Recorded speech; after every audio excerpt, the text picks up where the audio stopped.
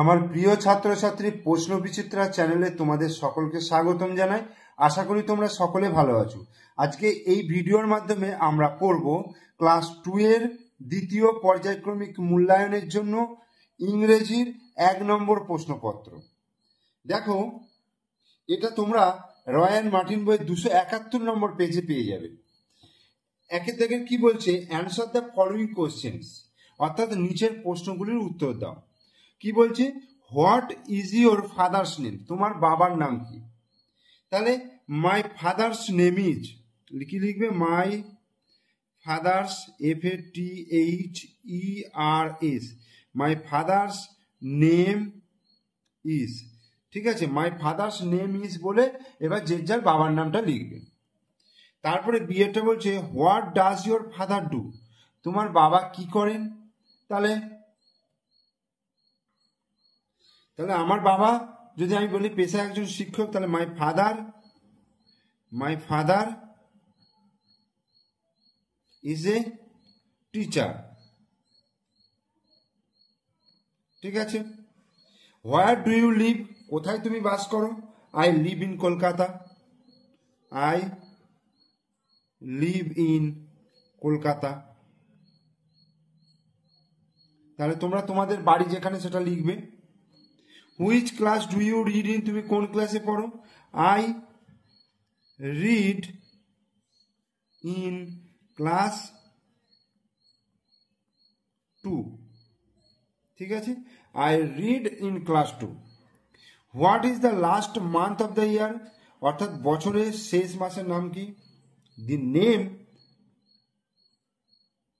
বা December is the last month of year, December is the last month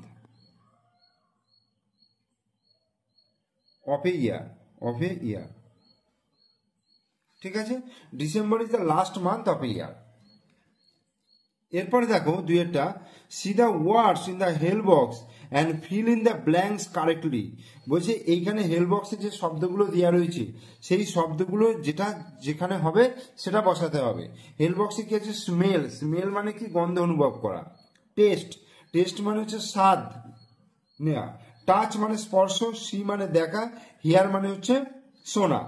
তো এখানে কি বলছে, আই ড্যাশ উইথ মাই আইস, আমি চোখ দিয়ে কি করি, চোখ দিয়ে আমি সি দেখি, তাহলে I see with my eyes. বলছে I dash with my nose, নাক দিয়ে কি করি, স্মেল, গন্ধ নিই, I smell, SMELL, smell. I dash with my ears, আমি কান দিয়ে কি করি, কান দিয়ে শুনি, I hear, HEAR, I hear with my ears. I dash with my tongue, আমি জিভ দিয়ে কি করি, জিভ দিয়ে টেস্ট নিই, TAST, টেস্ট মানে স্বাদ গ্রহণ করা।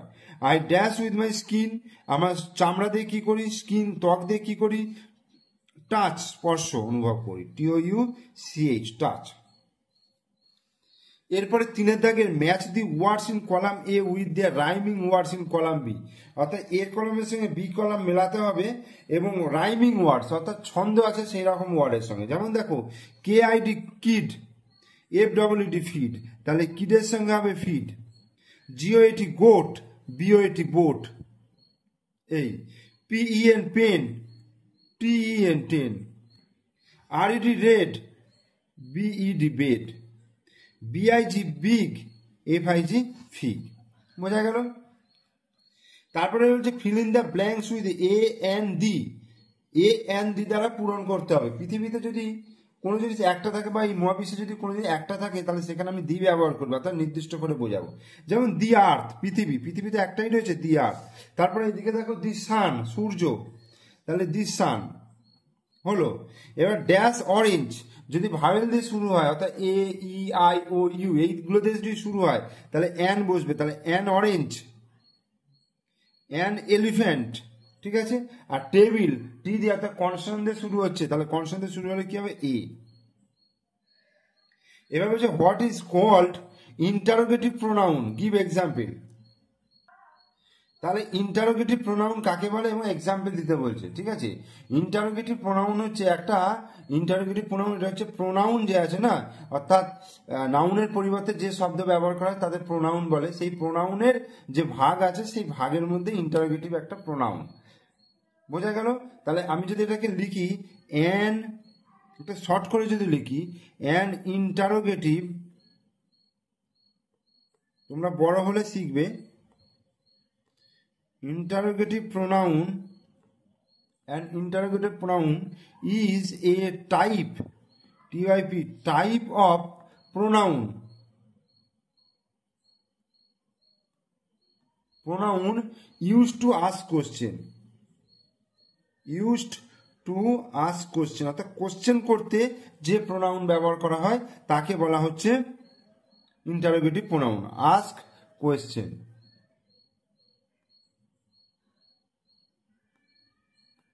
কোয়েশ্চেন, ঠিক আছে। যেমন হু, হু ইজ কামিং, কে আসছে, হু, হু ইজ কামিং, উদাহরণ এগুলো।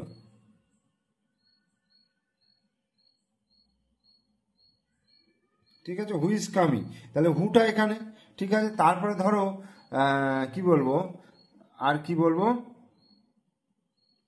যে হুইচ কালার বা what is your favourite food, what is your favourite food, what is your favorite food, তাহলে এখানে এইগুলো হু, হোয়াট, তাহলে এইগুলো হচ্ছে interrogative pronoun.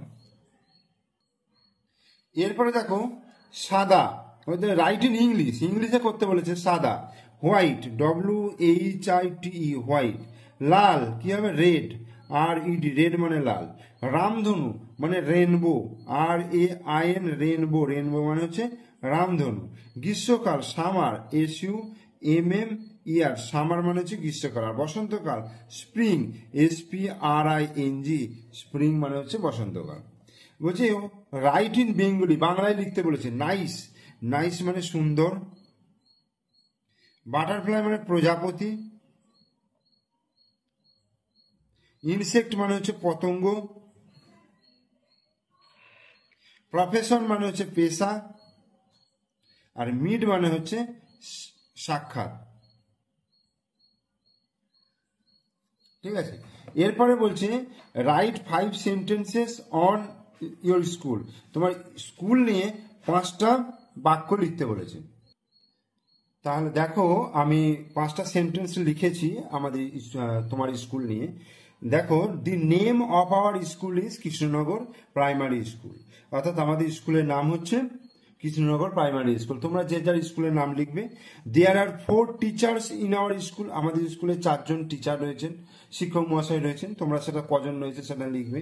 There are 75 students in our school, আমাদের স্কুলে 75 জন ছেলে মেয়ে রয়েছে। There is a playground in our school, একটা বড় প্লে গ্রাউন্ড মানে খেলার মাঠ রয়েছে আমাদের স্কুলে।